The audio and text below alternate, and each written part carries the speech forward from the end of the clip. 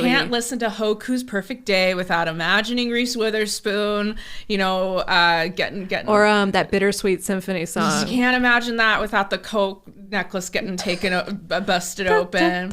Yeah, and then just Selma Blair. Selma Blair in that like bitchy look, like the hands are the diary and turns. Yeah. She's like, I've had sex now. Yeah. She's like, I know it's going. I'm not the butt of the joke now. Yeah. Right. Yeah, girl, you are. Yeah. Yeah. Yeah. Hey, Chelsea. Oh, hey, Victoria. You know what I need? What? A breath of fresh movie. Yeah, me too.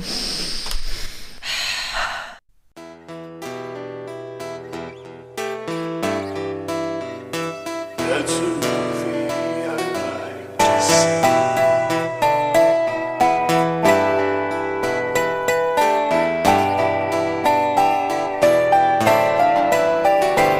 This is a breath of fresh movie. Yes. That's what this is. That's what the label says. That's what it is. That's what the label. That's what the label says. We're just we're opening the pantry. We're opening up the pantry. We're just cracking open a fresh can of breath of fresh movie. Mm-hmm. Just double checking. That's what we're having right now. It's a weekly podcast where me, Victoria Harley, and me, Chelsea Pope, we watch a movie neither one of us has ever seen before, and then we talk about it. We talk about it behind its back. Mm-hmm.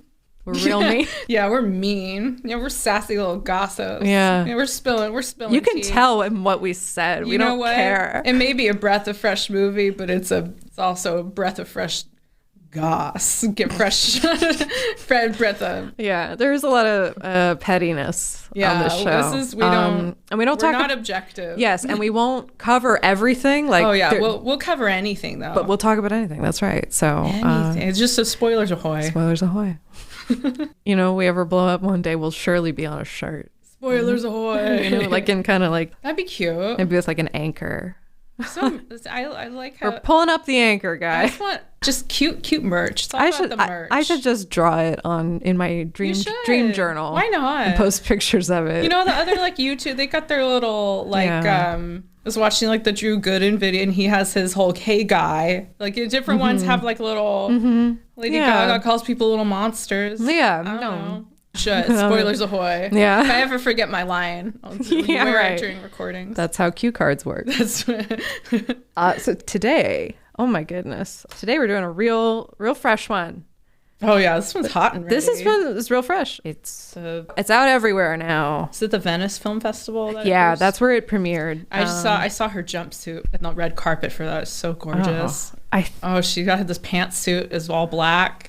Kate Blanchett. I probably did see it. I'm like, were those fresh flowers? It was like a bouquet of them at the top of the bodice of it, but then it was all just like sleek black the rest of the way. Wow. I was like, that was so chic. That is. Has nothing to do with anything. Just that plenty to do with it. I think I liked that she wore that to the premiere of this movie because it is sort of this striking like juxtaposition of like femininity, but then it was not a dress, it was a pantsuit. So it had that sort of, I don't know. I think there was something. Mm-hmm. It was femme and chic, but it also had like a bit of like command. But I'm in control. She had pockets too, so she had a little bit of like a bit like a. A little bit of like a... Pockets are so powerful. Oh, we're talking about Tar. Oh. Anyway, that was what she wore for Tar. Yeah, the premiere. It was really cute. But I don't know. I was like wondering if I felt like maybe there was like some sort of conversation being had between her outfit and what this movie's content is and her character. And even it's the wardrobe, because people are talking about the wardrobe. Yeah. There's a lot of pieces coming out about they really emphasize the clothes and the style in it. Yeah, which I'm not saying is nothing. I mean, it certainly was deliberate and it's made great choices, but it's sort of surprising. Even the costume designer herself was like, it's sort of surprising. Like people are really... It's interesting because I feel like it's a great example of how people... this is my theory is that it's just the how that resonated. The sort of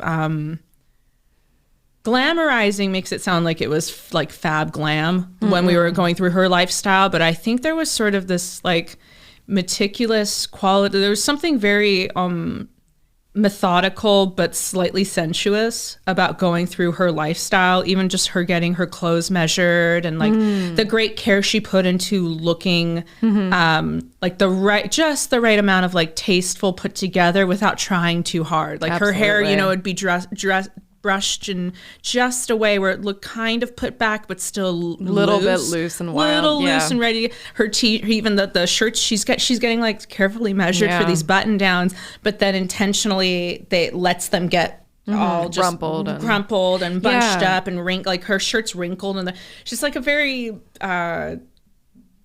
I don't know. I feel like it's interesting, like people responding to it almost like in the way like Patrick Bateman. There was like a fetishizing almost of that look and style. She has like a rumpled debonair quality that's going on. And the costume designer working with Blanchett, I mean, apart from figuring out like what shapes and silhouettes really worked for her, you know, they said we wanted it to be like she's this person who ultimately really doesn't care about what she looks like or clothes. I mean, that's sort of not true, but like this is somebody who wants to be able to just wake up, grab anything out of the closet and look great. Honestly, it's people are still on about that clean girl aesthetic. This is in my thinking, this is the more matured version of that, almost like that TikTok lifestyle where you want to give off the impression that you are just effortlessly put together. Right. And that's very much what this character, Lydia. I mean, there's obviously effort, but it appears effortless. And there's just so many great flattering pleated pants and just the whole wardrobe is pretty fantastic. But then it has this sort of little bit, I don't know, of mask in that like, you know, New York Rangers ball cap that she's wearing. Oh, right. And like, I don't know. It was really interesting. They're like, they're gestures. Yeah. They're these unwritten rules about what you can and can't get away with when you're that high up or in that kind of elitist society. I don't know. Like, I think some people, I feel like in Succession, you know how Logan wears the baseball cap? Yes. But it's a power, it's a dick swinging move. Totally. It's like, I'm so powerful, I get to do this. I get to be casual. I get to have the privilege. Yeah, I mean, it's like I can undo the top two buttons. Yeah, like why are that prototype. The Darcy equivalent in Emma, if I'm not mistaken, there's some portion of the book where he shows up with like muddy boots. Yeah, this is supposed to be like a power move. And that's just it. He can have muddy boots because he's landed gentry and there's no shaking that status. Right. He doesn't have to put on airs for shit. And then it becomes a status symbol. Exactly. It elevates the wealth it elevates the perceived. Oh yeah. I mean, well, out west, it's like CEOs wear hoodies and sneakers, you know, but in New York, that's what it is. They don't do that. That's what Lydia's doing. This is a dick. She's a lot, Berlin. She does a lot of like almost literal dick swinging. Like for her being very not wanting to be perceived by her gender, as she brings up in the beginning interview and whatnot. She, you know, when she shows up at her kid's school and goes up to the other little girl and goes, I'm her father. I'm her father. You know, like she does it in the German accent. She sounds like it reminded me of Christoph Waltz or like a Nazi approaching the von Trapp family, just being like, I will tell, and you can't, no one will believe you. Yeah. She's saying it in German. Yeah. But it's like, we're not Austrian now. Yeah. Oh my God. Oh yeah. Yes. Oh my God. My butthole would have clenched so hard if I was that little girl. Oh, I would have immediately told another adult though. Like I know. Care. The fact that she's like, I would have cried. If you tell anybody, they won't believe you. How did that girl not? I would have busted up into tears, and then another adult. If this movie was real life. Yeah. Say. That was such a troubling. I mean, that's what this movie is ultimately about. I mean, the log line here is that renowned musician and conductor Lydia Tarr is days away from recording the symphony that will elevate her career if the elements around her, you know, do not crumble. Right. And then so it's of course more than that. I mean, just watching somebody with power lose it. And not for no reason. Her hubris. It is like very Greek tragedy. So like Greek. I noticed in a couple of people's reviews. Kate Blanchett said that herself. Shakespearean or Greek. It's just it's the pride and hubris of this of this person at their peak, and then just watching it. It's just, this movie is like watching plants grow. Like it's like a long like time lapse video of like these seeds of things. Like her at the Juilliard lecture, I immediately was like, oh, how is this gonna fuck her over fuck later? her over? Yeah. I hope no one's recorded, like, and like literally It's supposed to be a tech-free zone. Yeah, right. And that one I did get a little. Sometimes the logistics of certain things here, I didn't totally buy. It's a great the story. It serves for the story, but in that instance with that, I thought this was tech-free, and like there were maybe 8 students in that whole classroom. Yeah. And I can understand the whole she's caught up so much in her own grandiosity in that scene that she wouldn't notice it. But also with the splicing too, it's like, and if I was watching that online, I wouldn't. Like they got a second angle. I would just the chopping up of it was a little. It felt a little corny almost. Like it almost took me out of it a little bit because there's something a little. Except unless they were doing it in such a way where, like, how people on Twitter splice up Jordan Peterson stuff and it's like, eat your, like unless they were literally doing that, it felt like it was almost going into that like lulz trolley type of video as opposed to a video that was like legitimately trying to call out her being like an abusive no, totally, whatever. It didn't.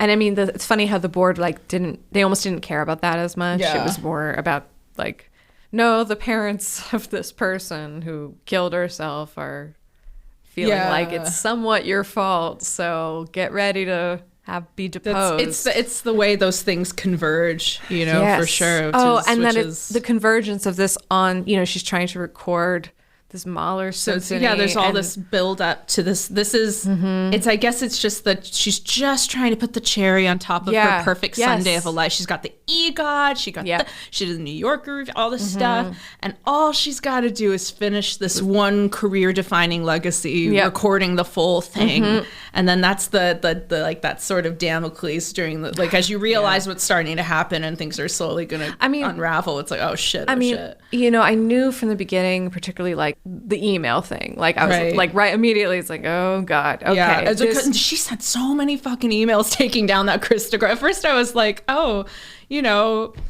can't be that bad. But like she really kind of had it out for her. Oh my God. The way she slandered her. She was fucking freaked on that Krista girl, climbing up. I don't know. Like, I know people who have experienced that. They definitely don't deserve it, but it is interesting how you can be a horrible person. Yeah. But as long as people like you.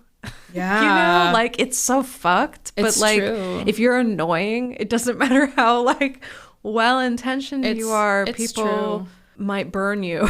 I gotta be honest though, probably the least realistic thing was just how suddenly and just sort of matter-of-factly everyone was on the Krista side. Like everybody was on the let's cancel Lydia thing, whereas even the worst offense, with the exception of maybe Harvey Weinstein, even though some of the worst cancellations of celebrities have had people try to defend them. There's like there's always a camp, camp, and like there was no camp for her, and she was as prolific as she was. I feel like people who wouldn't even like her would maybe respect or ideate. We didn't idolize. If there were, we didn't see them, and I think maybe that is more the point. Like, I mean, or not the point, but like I get it. I think because one of the things I really loved about this movie was, I think I talked about this once before, but it was this. I took one film class and I learned this concept and I love it. It's about a constituent lack, and it's about thinking about what's not in the movie as much as what's in the movie. Yeah, and this movie is so good, even though things are crumbling. I'm like, oh, things are looking bad.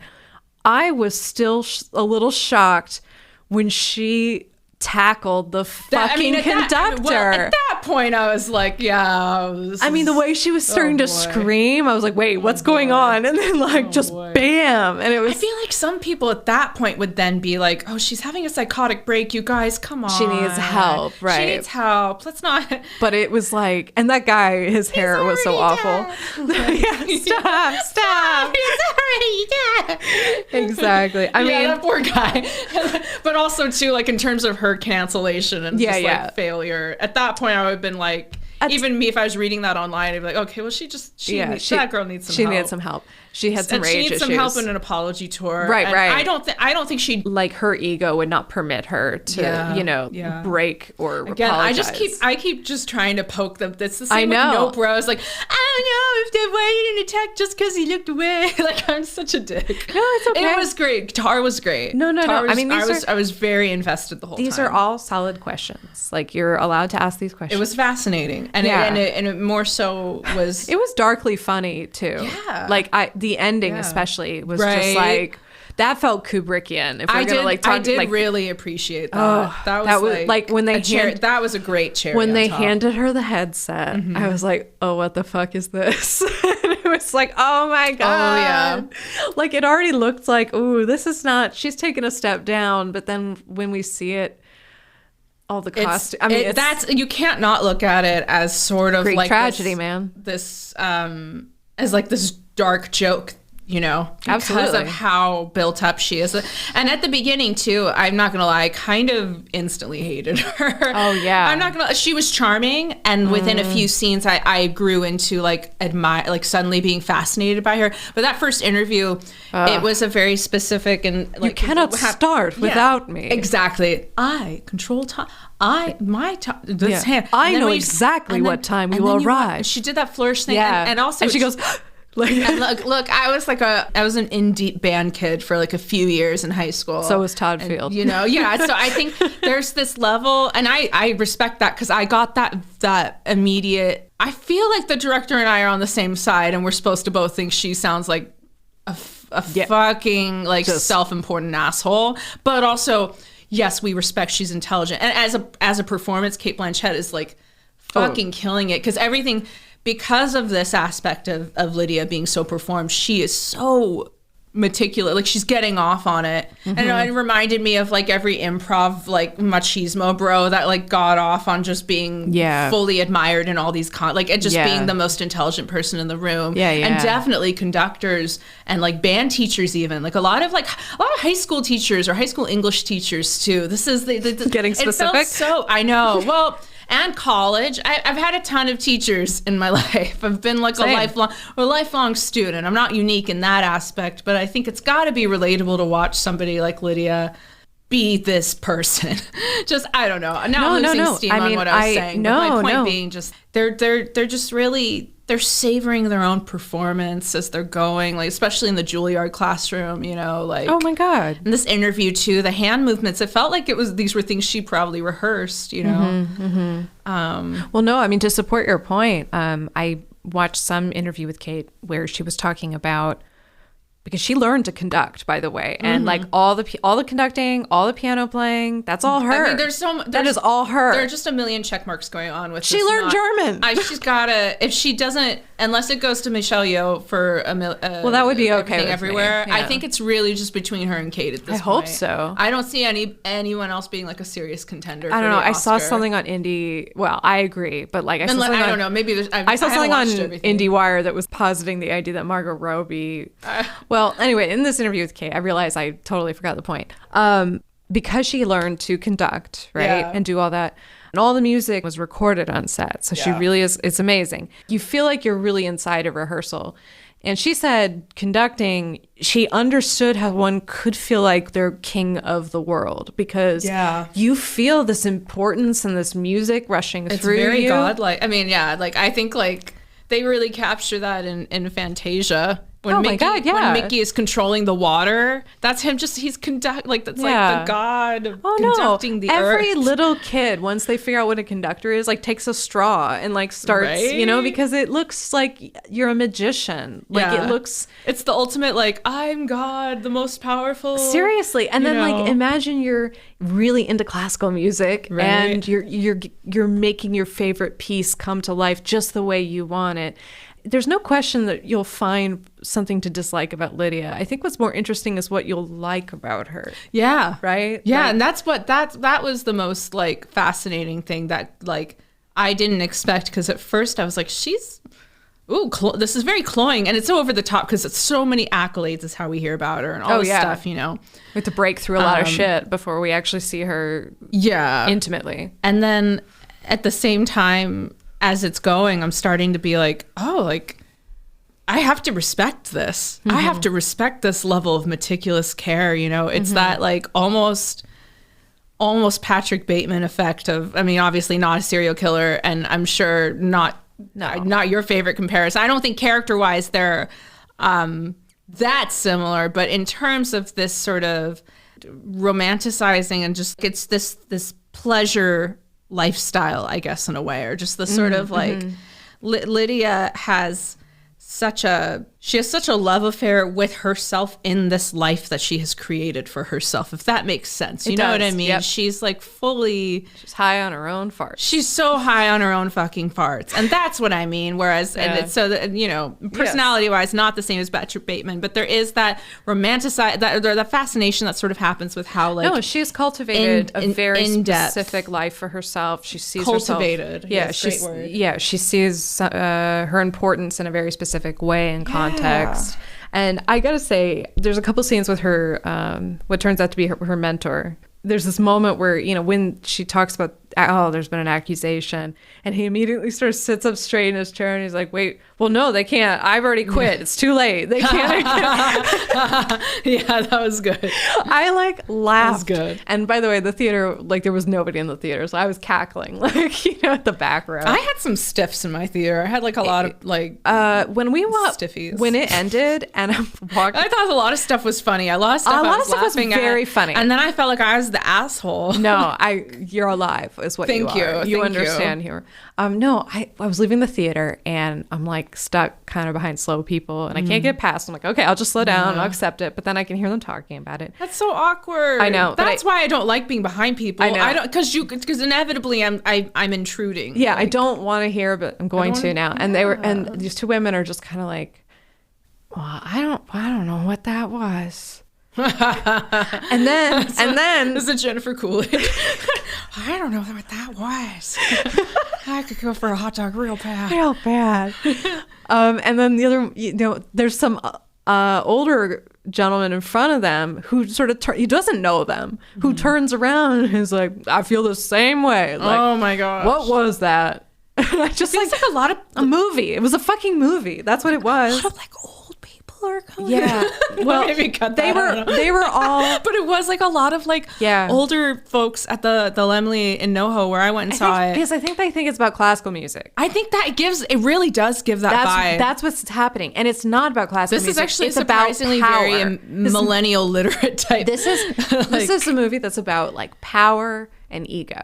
Yeah. And tragedy and hubris, all those things we're talking about. It's actually just set in the classical world. It's oddly suits that an older audience might, not everybody obviously, a lot of people, most people seem to really love this movie, but that a number of people would have that reaction who are in a certain age bracket or higher, or an older generation, because this movie is very much that critique of that older personality or lifestyle mindset trying to confront, she doesn't have respect for social media, Lydia. No, she That's doesn't. part of why this snowballs so dramatically, and why I can make those logistical concessions is just that it's because she is so anti adaptation. Yeah. I do think though that while it is depicting a lot of really contemporary questions, I don't think in any way does it attempt to answer them, though. This is purely an exploration of these themes. Yeah, you can kind of flip either direction in that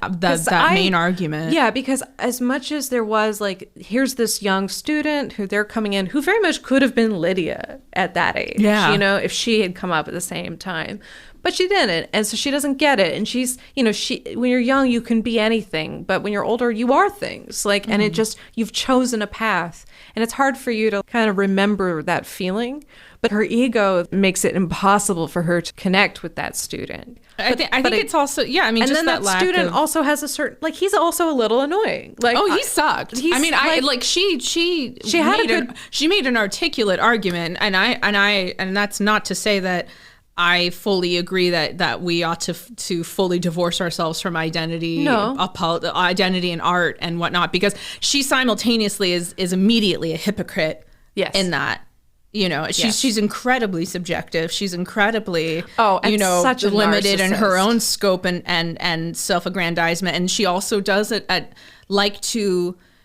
After that scene, she goes to, that's when she's like, she calls herself, I'm her father. I'm Petra's father. She actively engages in the gender, I don't mean to be that person in the whole is like, oh, you criticize society and yet you're a part of it. And very Interesting. Interesting. I'm very smart. I'm very intelligent. No, but it is interesting that I think it's fair that I can call that, because there is that inherent hypocrisy. Absolutely. Whether or not she wins the argument in that classroom, which optics wise in some ways, yes, and then long term, obviously not. Yeah. But she herself is fully enmeshed in that, and then even when she has to confront her like Staten Island upbringing, like then when she has to go all the way back home, and you see how incredibly hard she probably had to work to get to where she did. It's heartbreaking. It's actually really sad to see that she was fully in, like, I don't know, I guess like the internalizing and acceptance of the culture, like in that you have to fully it reminded me of like the comedy institutions that I won't name, but if you know, you know. And for women in particular, there's a certain sort of gender divorce you have to have to be taken seriously. No, it's true. Or sort of there's that confrontation of how you're perceived and how your comedy is perceived as a woman, or how you have to learn to like subvert or commodify that in some way. I guess that's not true of men, but like. Well, no, it's interesting though you bring this out, because like I think, what if if this story was centered on a man going through all the same things, I think, and I would be tempted to just kind of dismiss any nuance there. Yeah. Right? But because it's a woman, and a queer woman at that, it forces us to think about power and the dynamics a little more nakedly, I think, because it's like, you can't chalk this up. I mean, not that there aren't some like real power lesbians out there, but but it's that I totally get what you're saying. Yeah. It's intentional. Yeah. Why it is. We're able to have much more more specific and nuanced like questions. Or thoughts even. It'd be easier. Yeah, no, I agree. It's easier to dismiss based on the optics of like, oh, if it was just this like hetero white man that moved how up, differently we could just, but then now there is that added tragedy of like, oh no, this is sort of, we're really revisiting the adversity. Yeah. And then at the same time, there is just that added tragedy of her reaching to the degree of power and success where a lot of people don't want to believe that they do, but at that level, there is a level of gatekeeping just embedded in what you do. And there are inevitably going to be these subjective, these questions, or these opportunities or concessions you can make when she changes a score just because of a girl's shoes and the promise of sex. Like, she didn't even see the girl's face, right? I think it's like just she turns and sees the shoes in the stall, then later hears the shoes and is like, I'm gonna raise that girl's. She may not have even been a provisional member, and that's like, that is where you think like, oh yeah, a more qualified candidate actively lost an opportunity, not just for the Krista email barrage, but even you're seeing these other little examples of like, it's not ending there. You are not this objective, fully removed, like appreciative of the craft over the. Oh no! When she provider, opens up, like you're fully enmeshed. Then she opens up the auditions for anyone, so that basically that. Oh, she's fully just. It's cruel to see, and everyone in this orchestra who has to be actively consenting to that because, when you're not signed with you're an independent contractor. Exactly. Yep. So it's the sort of quiet consent we have to give to people who get into this position of power. All the more tragic to say then that she would come from such humble means to get to that point where then she would get so fucking careless and it's disrespectful to her very to beginnings, or to anybody who starts off at the bottom and works their way up. It's a shame to see. No, I mean it's again very Greek, but she was also fascinating to watch. When she's doing that German, she's going back and forth with the German and like oh my God. I mean the curious choices she makes, like what, you know, she trips and falls and fucks her face up. Right. And what does she tell people? I was attacked. Yeah. Like, Yeah. wow, you're just... Yeah, her jokes sucked. Oh, her jokes so were my elephant, horrible. look at, oh, did I just get half of my face plastic surgery and then I walked out? Or you should see the other guy. So corny. I hated that. How uncomfortable and humorless had she to can like be. laugh. Yeah. You know, because it's like, because they're the boss. Yeah. You know, and like, you know that first chair cellist was like, bitch.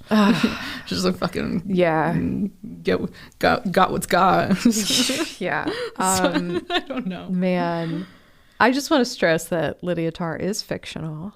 Yeah. But in the lead up to this movie being released, it was being described as a biopic, but it's a fictional biopic, which I'm like, it's not really a biopic, but okay. Yeah, no, but it what that evokes, I guess. And I guess briefly there was like a Wikipedia page devoted to her. Now it's like underneath, you know, the That's movie funny. site, but I think for a little while it was separate. So a lot of people came out of these like screenings like, that's cool. I like that kind of detail. I do too. It's a little War of the Worlds-ish, like maybe not as terrifying.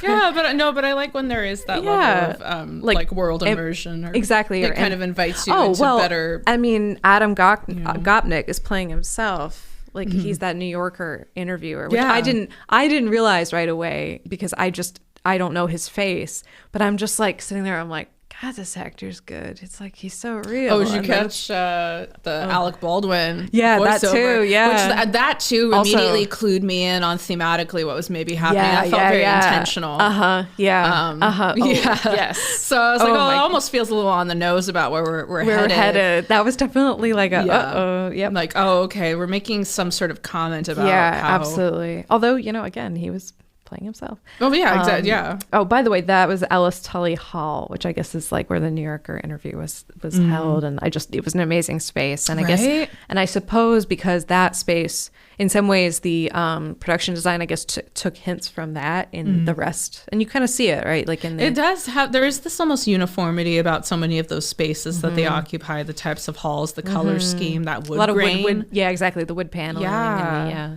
Artsy upscale style. Like the Juilliard classroom felt cold, but also apt. Like that. That definitely felt cold. That was like probably a Juilliard classroom, right? Like I'm sure. If it wasn't, I mean, it was just it was. Yeah, some things were shot in New York. Almost everything though was shot in Berlin. So sometimes they had to fake things to look like it was New York. You know, definitely had that vibe, but it had like a cold. There was something like cold and like that. It was very gray. Very gray and drab, but then the rest, a lot of the other spaces were very ornate. Like that brutalist apartment that she shares with, you know, her wife and daughter. I read about it. It was part of like Soviet style that came into that part of Germany after the wall fell.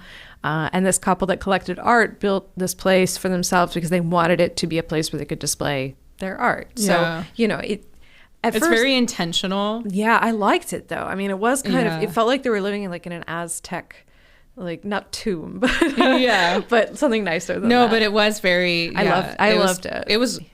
It does add to the whole, this movie feels very cold. Yeah. But also. It was well furnished though. Well furnished. I do want to say, I thought it was funny, speaking of the spaces that they occupied, there was the early on when she's in that hotel room and then her assistant texts it's Placido Domingo's room. She thought she was being ironic, and I was like, "What? She's such an asshole! Like she's so pretentious." Yeah, and they're like, and then like whoever she's texting, it's like she's making fun of. Yeah, was she texting Krista? It made me wonder if she was texting Krista. Maybe not. I don't know. That's a good question. I mean, because that created such anxiety, that framing, that kind of like the texting to another person. Yeah, there is this duplicitousness, right? And there's that video of from her the very asleep, beginning. That it's like the fact that it began that with that, or it had that very up top. Yeah, she's being hunted. Until just now, I think it didn't like occur to me that cell phone. It's like a scope. I gotta say though, going back to what we were talking about in terms of her making these careless decisions, like to have someone so close to you, that assistant that she had, and then to to fuck her the way that she did was just so she had stupid. it coming. That was the dumbest. And the girl even sitting there is just like, are you fucking kidding me? Yeah. All right. Okay. We're really going to do this. Like, how stupid can you be with the email stuff and like, oh, I'm going to tease this promotion. Yeah. And you really thought that she got rid of your emails for you. Yeah. If you didn't give her the job. Yeah. Francesca was looking out for herself. And honestly, others. I was like, I liked Francesca. Slay. Yeah. Girl boss. She did the right she did the right thing. After that, like, if you especially the whole, like, it sounded like they were a band apart, her and Krista and Lydia, like the three of them. Yeah. And then like they were a unit, and then Francesca, breaking down when she finds out Krista passed away, and Lydia has to be, we have to forget her. We have to forget her. Yeah. I mean, it was, and then the Francesca, forward. She was so, she had a lot of promise. She was very talented, almost as talented as you. Like she would do those things, and then like you should put your name on the list too. Yeah. And then that final thing, and that's the last time we see her, if I'm not mistaken. Oh, yeah. And I just was like, that was a great kind of final moment we had with Francesca. Because it's just this long, we never cut back to Lydia when she's breaking that news of, I love it was just this long take of her, like caught off guard, hopeful, immediately knows she's getting bad news. And trying her best to hide it. Because and you almost see it's like the strategy of like, now what? Like, like I have to take it. Whatever I have to put my game face on. No, that was heartbreaking. Because as soon as it's like if it's not an immediate yes, it's a no. Exactly. Like she would have, if it had been yes, it would have been yes. Like, and she knew, and I was like, oh, I know exactly what that feels like. Yes, the preamble of doom. It's horrible to string somebody along, which she does in all kinds of ways. Yeah. And she's an absolute It's cruel bitch. what she did to Francesca and the way she treats. She's fucking mean to her. And the way that she treated, Krista, who we get this like really interesting dream like impression of like, and I like that she's this presence. This paramour and like a threat to her, but also kind of like there were like one of the early scenes we see the back of a woman's head. See the back of her head at the interview. She's there. It's like wild. And then she gives that very thinly veiled I chose love thing and then Francesca's like, I love that was good. It's like, oh, someone just got like publicly dissed and like only they know. It's like that. I had that feeling of like, I bet that redhead's just like, that was just me getting kicked in the teeth. No, just misery. And Krista, the redhead. Yes, the redhead. The redhead. At that time in the movie, I was we like, didn't know the who redhead. we didn't know who she was. Yeah. But we also like it was. Yeah, it definitely at times felt like conspiratorial, but actually, it did become that way, but. It less was that. It was more like, here's this like this very real like grievance and cry for help that this person is I don't know. We learned so little about Krista, but it does feel like inordinately cruel that she should care this much, like, and I don't want to say like, listen, I know Lydia also sent all those fucking emails saying but it made me wonder like what went on, like what happened here, because we'd never get that information. Was it that she got rebuffed? It's because it sounded like, good question. I don't know, like don't know, maybe Krista maybe said more no's than yeses. That's what I'm saying. It's like it's unclear, and the way that Lydia takes Olga with her, like immediately, and like that was so dumb too. That Olga girl was so immediately aloof. That was almost like comical how just like obviously like whipped Lydia was for this woman. Oh my God. This woman did not give a shit. And like, I love how she's like, well, I'm going to bed. I'm tired. And then later we see her like going out, because it's like, yeah, fuck you. I'm not like. Yeah, she doesn't give a shit. Yeah, like I'm going to do what I want. And the way she orders all that food right away at the first place. So immediately I'm feeling that. Oh, yeah. It reminded me of, and I've seen other comparisons of what? Daisies. Yeah, definitely, actually. That's a great. I love food. Yeah, I love food, even in that accent. But also it reminded me of and there have been comparisons to these directors with this movie and whatnot. The piano teacher Oh yeah. Michael Haneke's movie, Definitely. with that dynamic between teacher and student. Absolutely. When one finally like realize like they're in a position of power over the other, like there's echoes of that for sure. Yeah, that's interesting comparison because Isabel Huppert is one of these wonderfully.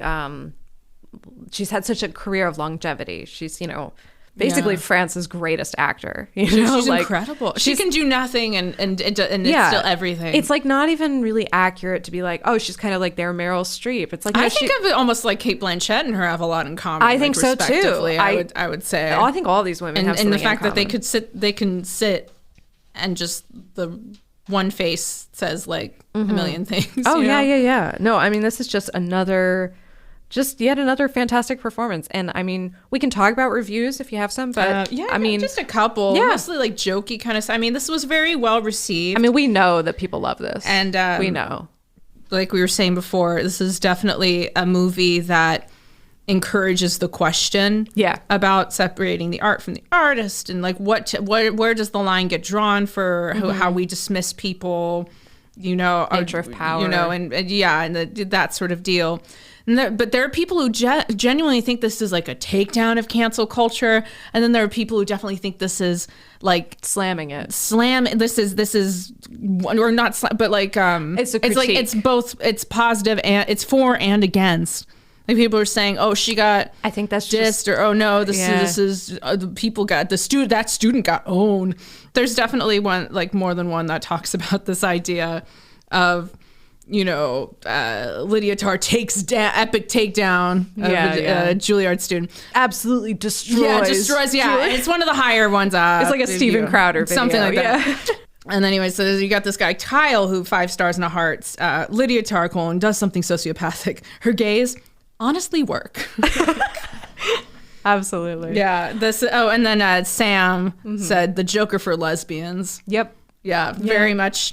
That one Kate Blanchett tweet I did, there's a lot of queer like Kate Blanchett stan accounts, and there's a lot of them apparently. A lot of them. Apparently, I'd struck a chord with that. That's where that all came from. Yeah.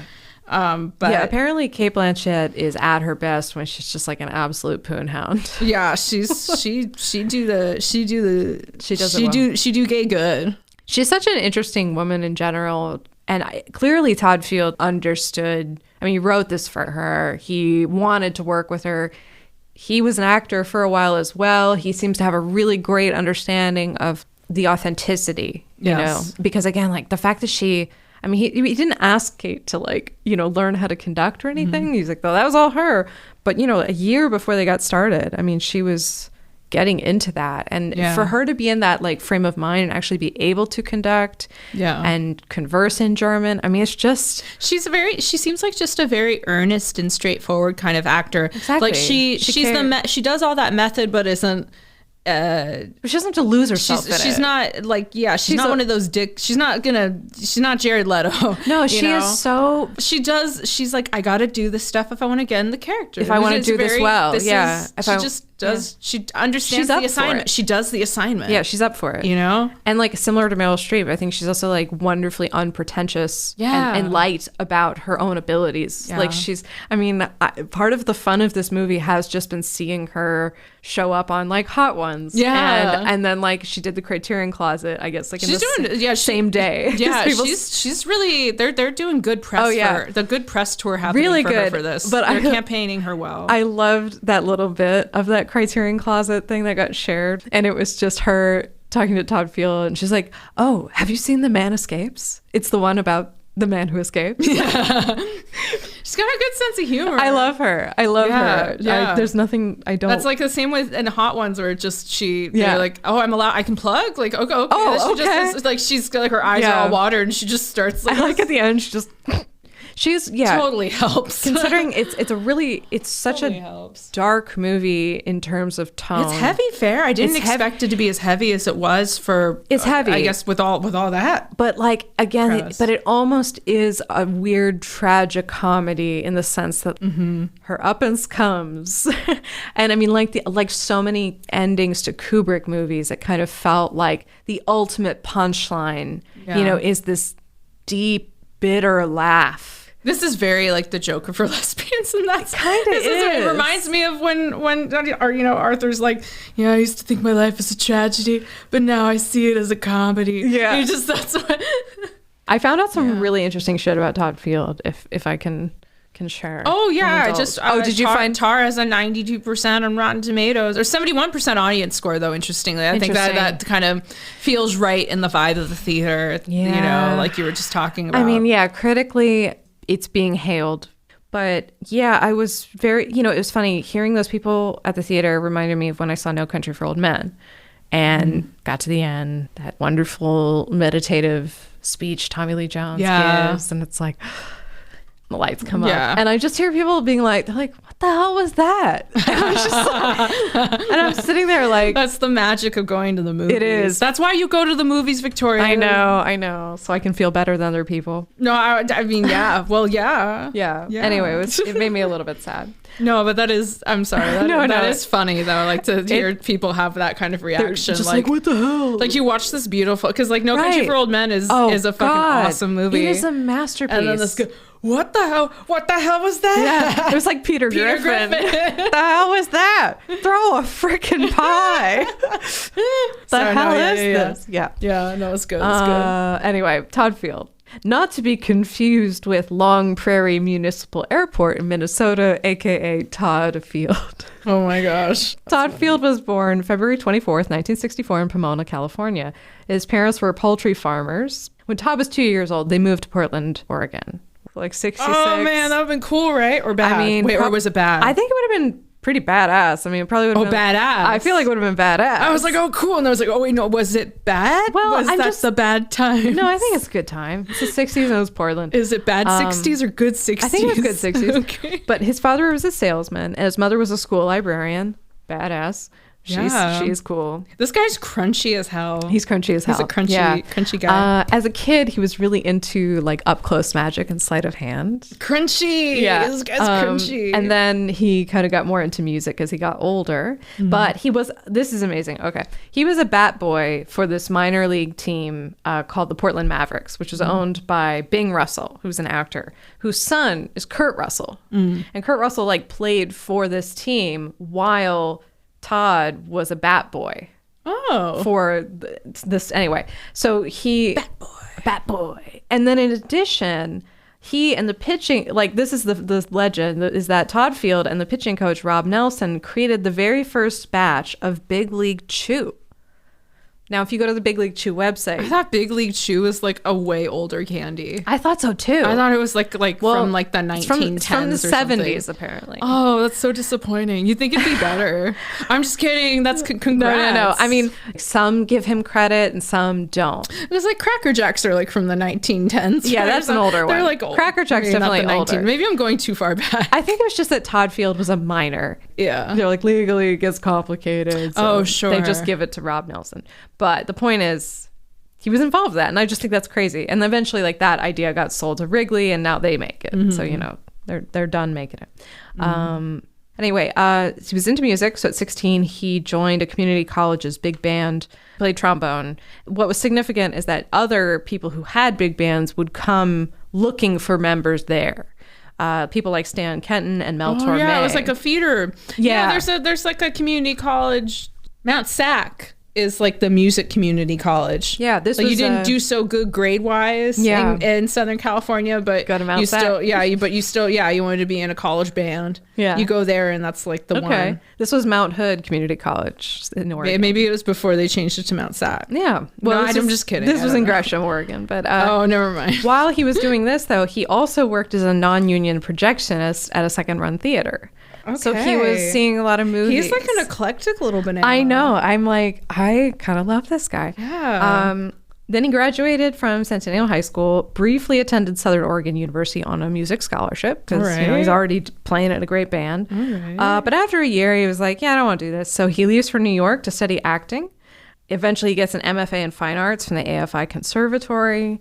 So, I mean, he's doing stuff at like Carnegie Studio. I mean, he's an artsy boy. Yeah. He's an artsy boy. And then he got cast in Radio Days, the Woody Allen movie. He worked with a lot of different directors, including Stanley Kubrick and Victor Nunez, Carl Franklin. He enrolled as a directing fellow at the AFI in 1992, made a lot of short films that people loved. The real breakthrough, though, is the 2001 film In the Bedroom, which was nominated for Best Picture, Best Actor, Best Actress, Best Supporting Actress, and Best Adapted Screenplay. Yeah. And it's based on Andre Dubus's Killings. So both Kubrick and Dubus were Todd Field's mentors, and both passed away right before he started filming In the Bedroom. That's wild. You know, it's funny. I remember In the Bedroom as being one of those movies that's like all over for Oscar season, but then it always gets overshadowed. It does. Like what did it win any of them? Well, it did win some. Actually, I don't know. Sometimes there's those like qualitatively great films. Right. Well, that's just it. It's listed alongside movies like Citizen Kane, Sunset Boulevard, Dr. Strangelove, Nashville, Taxi Driver, The Elephant Man. That, you know, one of the best movies that lost Best Picture. You know, it's kind of, it gets lost in the shuffle. Like people don't really talk about In the Bedroom, but it was such a well received, and it's still well received. Like people, so like, and people love it. You know, and to be honest, like I never saw it, but it doesn't really the same though. But that's all the more reason I'm saying like it kind of never popped up in the. It didn't pop up. Even though, I don't know, it's one of those ones where it's like, oh, it got nominated for bajillion categories and then won nothing. Yeah, and critics loved it. Yeah, and people loved it. I mean, but yeah, I mean, Sissy Spacek. I saw Little Children. I saw his next movie. Right, exactly, because he's only made 3. It sounded horny. Yeah, and it was. Oh yeah, and you know, another adaptation. You know, Tom Perrotta book. After Little Children, I mean, it wasn't like he didn't want to work. I mean, it's been 15 years between Little Children and Tar, but there were lots of things he tried to get off the ground, or projects that like got started and then shifted and moved. Like that's relatable. I'm so sick of hearing these people that are like, oh, and then he took a nice long 6-month break. It's like, this is more realistic. He was involved in a lot of things. Yeah. Like there was a film about, it was another adaptation from a book, but it was about the Mexican Revolution. You know, at first Leonardo DiCaprio was going to be in it, then Daniel Craig was going to be in it. You know, it was one of those rotating, like, who can we attach? He was also in development hell. Exactly. Yeah. And then he was working on, this will sound familiar, a coming of age story set in a minor league baseball team in 1970s Pacific Northwest. Don't know where he got that idea. That could have been cute, though. I would have loved that. Are you kidding me? Just because the Sandlot already exists. Well, it doesn't mean we can't enjoy that. He started working on adaptation of Cormac McCarthy's Blood Meridian. Oh, is he? That's. It didn't go anywhere, I guess. I don't know what's going on, but he also was working on a political thriller called As It Happens that was co-written by Joan Didion.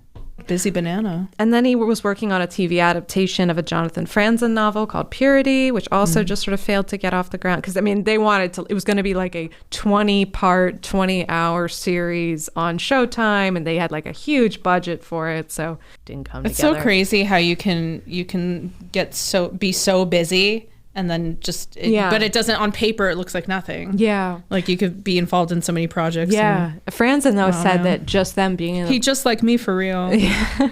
Franzen said just being in the room with him, and I believe there's another really strong writer, he said even though we never made anything, he's like, that was just great. 3 to 6 weeks of them just hammering out the story. And Todd Field's very good at adaptation. Yeah, you know, and I mean this one he's written, so I mean I don't this is an original thing that he's done, so it's kind of different for him. You know, he's known as this like master of that.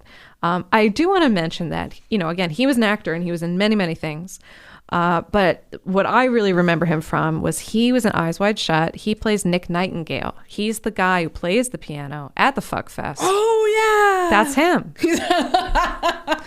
He's the guy who plays the piano at the Fuck Fest. Well, I like him because he has that scene with Tom Palace. I prefer Fuck Palace. No, I like Fuck Fest. I really love that scene he has with Tom Cruise. Yeah, and writing down the password Fidelio, and just the way he's talking about it, and he's like not sure if he should, and of course he ends up dead, right? I mean, like, because he spoke, he gave the game away.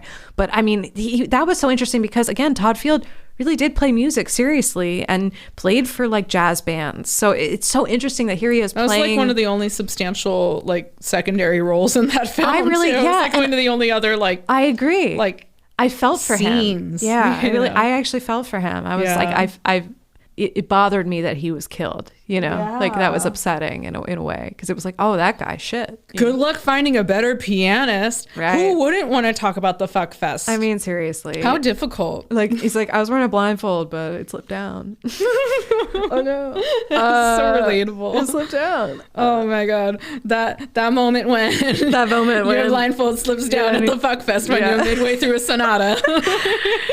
It's a tempo thing, right? Oh my God. No one we're trying to enjoy ourselves here. It's not a race. It's like everything about it. The weakest part is the fuck palace. Once you just see what's going on, it's like, this is it. Yeah, I felt that way too with Eyes Wide Shut. I was like, all this build up. I'm like, okay, it's this okay. It was one of those movies when it came out when I was too young to see it, and then I finally saw it and I was like, the opposite happened for Titanic. When I saw Kate Winslet naked, I was like, it's beautiful. Well, she is beautiful. She is beautiful. I mean, that's the right reaction. Oh my God, and then my dad, like, total non sequitur about what a dick my dad is. Please. And how I was like, oh, she's so gorgeous. And then we watched, what's that holiday movie? The Holiday with Cameron Diaz and Kate Winslet. Yeah, okay. Anyway, we were watching that at my dad's during the holidays a few years back, and then my dad was like, she was a little porker back in the 90s, wasn't she? I was like, just out of nowhere, he says that about her, and I was like, oh my God, you're such a fucking piece of shit. Porker. She's a little chubber, a little porker. He says like a couple things. He says as he rests a can of beer on his gut. Literally, it was a bottle. And then we had wine. Yeah. Just saying. As much as I did not like the Juilliard student, he annoyed the shit out of me, but was like very well cast. Good performance, yeah. It was a good performance. That guy, like, I just thought he was I just thought he was so fucking annoying. He's convincing. He was convincing. Just, I don't know, that sort of like, just, I don't know. The leg shake. Yeah, the leg shake, and then sort of which that was scripted. I know, but still, he performed it well. Like, that's all I have. I just want to say, like, that, like, sometimes an actor makes a choice. There's that. It felt like that whole scene was choreographed. Yes, it was, and I might be wrong about this, but that scene or a big portion of it was like one long single take. And that was great, and I think how well that was done. That journey, you see him kind of go on from the nervousness and intimidation to like, ha ha ha ha, like he kind of mugs to his classmates when she jokes with him for a second, and then then he says the triggering thing for Lydia, and then she starts in the diatribe, and then he's sitting there nervous, like, oh shit, what did I start? Yeah. And then the whole arc to fucking bitch at the very end was just, I thought that was fascinating, but also Francesca as well. I really enjoyed her. There was almost something like, speaking of dark comedy, like the way she hates that girl that goes up to her right after the interview. That reminds me of my Smith College days. And it's just such like coded, like, I want to fuck you. I want to fuck you too. I'm a lesbian. And you see the assistant just scoffing, just like she rolls her eyes. Because it is sort of embarrassing. It's cringe how like open faced Lydia's horny, and she's just so like she's sloppy. She gets sloppy. She's so that's sloppy. What her downfall is at the end of the fact day. that she keeps like a bachelor pad, that was like her first apartment, and that is sort of an office, but like sometimes she sleeps there. Right. I'm like, I mean, that is such, I mean, don't get me wrong, I would like love to have that if I like, you know what I mean? Yeah. But I feel like I already have that as my apartment. But I don't know, her desire for that, like her ego to have a space. Yeah. It's like there's a part of it, right? We see it getting absolutely twisted and ingrown in this terrible way that isn't healthy. Yeah. But, we're so used to women having to fold their ego and their ambition down into smaller and smaller pieces. So it's like I like seeing her, like I'm fascinated by her. I'm fascinated just as much as I'm frustrated. Yes. And at the point where you start seeing, like the seeds that got planted are starting to sprout. Yeah. This is making me uncomfortable. And then she would just keep making stupid choices, and especially with the Francesca stuff. Yeah, the excess. For me, I really liked Sharon. Oh yeah, the wife. Her wife, played by Nina Haas. She's very good. I thought she was so interesting. I thought we learned who she was slowly, And the a lot of nonverbal acting, that really so much between her and Francesca. I think both of them just did really great. Subtext is really great. Not, like they were really able to complement. They were the necessary. What Kate Blanchett was doing. Because we can't have everybody being at a fucking 11. And Kate Blanchett really is like you need them to see just how absurd she's being. Yeah, like it is that almost to an elevated degree, that Jim from The Office vibe a little. Of like a little bit when you see the her wife like looking to other orchestra play, like so she's like I see it too. And I mean I see that too. I mean her having that moment where she has to confront her and she's like I don't like. I have to go into that room and everyone's looking at me expecting answers. I'm like, God, that's so relatable when like somebody who's close to you has done something and you are also accountable for it. It's not just Lydia's life. Yeah, because of your proximity. They're like, oh, well. Yeah, like you share a bed with her, you know. It's such, and it's so unfair because it's like, she's being hurt by it as well, you know, and it's getting dragged through. Yeah, I just thought she was just a great performer. I liked her. Yeah, great eyebrows. Great eyebrows. I liked the car scene. I liked that. I liked when they have that when we first meet her. Yeah, you know, she doesn't run to Lydia's arms to like greet her. She's more just she's having her anxiety, and then Lydia's got to find the pill, and then they're together. It's like that's kind of one long take. And too, also that whole thing with like the pills that she kind of just like takes advantage. We see her drugging her wife. Yeah, like she's like, oh, I just found this. It's like, no, you didn't. Yeah, you have a fresh bottle. It's like you just don't want her to know you have them. Well, I thought it was like she's like siphoning off the pills for herself. Like she's like taking advantage of both her wife and her mistress assistant. Are doing. I mean, she just all this work, but she thinks she's the one that's providing. You know. Yeah, and the way she tells so many little lies. Yeah. You know, that so are unnecessary. It's so natural and random and just kind of not random, but just it feels so like it's second nature for her. Like she can't help but lie. No, and like I don't think she's pathological. People who are good at lying or the people who are more manipulative, they can lie with confidence to your face. It kind of is pathological though. A little bit. Like in that scene when she's with her team, and she's having to explain, this is like about the video, and then they're confronting her about the Krista thing, and she's like, well, that she was crazy. I mean, she was stalking me, she was doing this, and then the couple of them interrupt, like, well, what specific? Yeah, she can't give any specifics. Yeah, what she do specifically on your Wikipedia page when she do that? You know, and she just keeps trying to list. It's just like she's getting kind of caught up. You know, she's getting flustered. Oh, it's so clear because she's getting into that spiel, and now she's actually being confronted with people who. We need the facts. Yeah. What happened? People who will not accept like an expression. Exactly. Yeah. We can't be, you know. There's no turns of phrase here. Like you need to be very clear about what happened and exactly. When. You need to speak plainly. Yeah. And she's having the hardest time doing that. Oh, she can't. Yeah. Because the truth is. She never does that. She's always so ornate. I know. And that's what makes that first scene with the interview, that big long interview is both.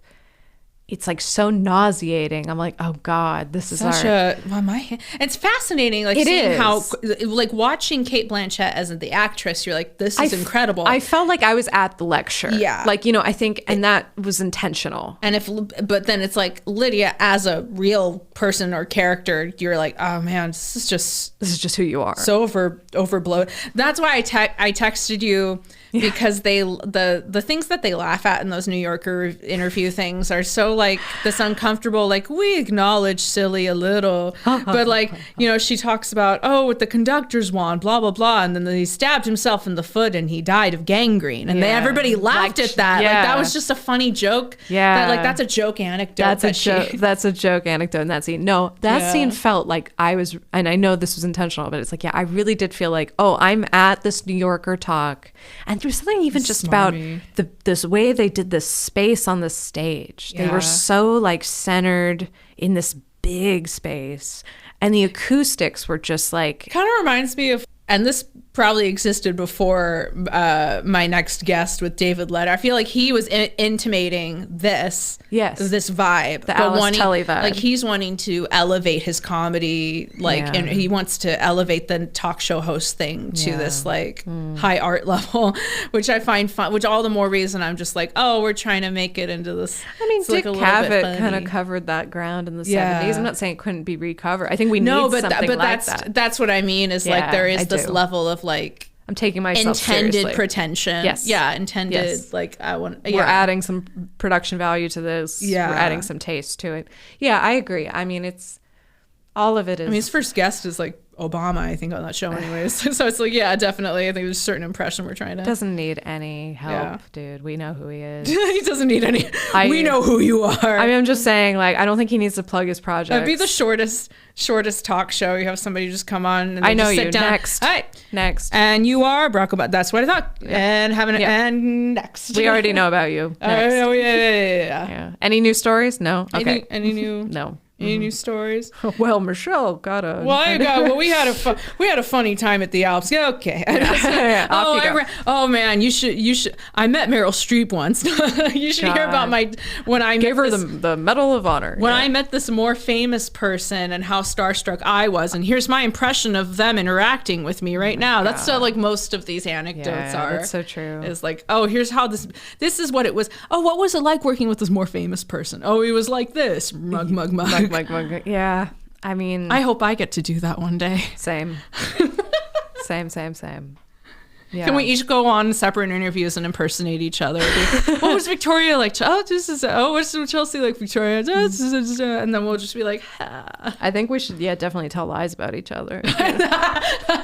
Yeah, I think we should definitely tell lies. Well, like, kind of like a Betty and Joan thing, Yeah. Like, that would be funny. That would be funny if we had like a secret. If that was something we try to make as like... the podcast is over. That's podcast canon. Now this is...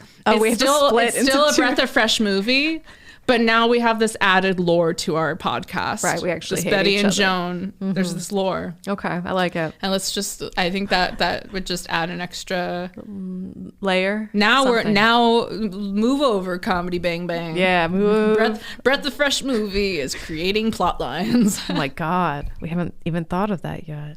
Personalities. Spoilers ahoy. Yeah. T-shirts, pillows with lips. Do I'll get some sea sounds. Yeah. Yeah. I don't know why. I like that. Like Gilligan's. Would you watch this again? Yeah, I'd put it on again. Yeah, I would. This is in that category like Barry Lyndon, like we were just talking about. This made me want to revisit some Kubrick and Michael Haneke. Mm-hmm. Well, actually, I'm sorry, I can't rewatch Funny Games, and Piano Teacher is pretty brutal. Piano Teacher is brutal. But that Tar kind of towed in between the two of those. Like those are apt comparisons. No, it really is. And yeah. And I love classical music, so I mean, this was a lot of fun. There is an original score that an Icelandic composer worked on, but there's a lot of Mahler and Elgar, and it's like I mentioned at the beginning, and I know of course you should see a movie in a theater. Like it seems like an obvious statement, but truly I think you're not going to be inside it enough, unless you're in a theater. I really think it gets you right in the you feel like you're present at the rehearsals. You feel like you're present with Tar, to the lectures. I really liked the vibe in the theater. Same. Also, it was a real reward. I liked the ate backwards credit thing. Oh yes, cool. I forgot to mention what did you eat though? Sorry, I don't care. I don't care about the credits. I love the credits at the top. Was great. I was just gonna say I every time I go to the big theater, they never have the soft pretzel. Ew. It's always sold out. And then I finally got it, and oh my God, the thing came in like what appeared to be a pizza box. And this thing was... Why was it so big? It was enormous. At least it was good, yeah? I mean, it was good, but I couldn't finish it because it was like, I will be sick. Did you take it home for later? No, I didn't. I should have. You should have pulled like the Homer Simpson with the long Subway sandwich. Have you been eating that sandwich again? No. We need to be alone with the sandwich. Yeah. You can eat that sandwich. Yeah. I can't stay mad at you. Yeah. So good. 2 more feet and I can fit it in the fridge. I found this behind the radiator. I really think you should throw this out. I had chicken tenders during Tar.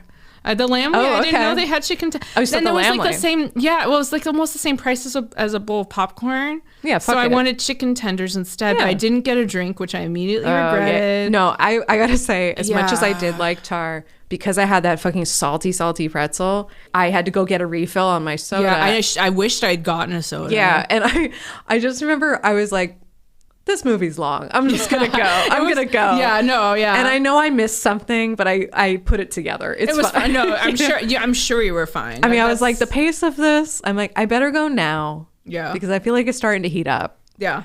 But I did love, yeah, it was great. It was good. I would watch it again. I feel like I need to watch it again because there's so many, like you were saying, little seeds. Little seeds get planted. Oh. And the first time I really picked up on it was the Juilliard class meeting. Everything else, like, I mean, there are definitely signs. The very first thing. Oh, the you emails. See the emails. Yeah. And then you see also the text message at the very top where it's like, oh, you clearly see that, like, oh, she's not everyone's her fan. No.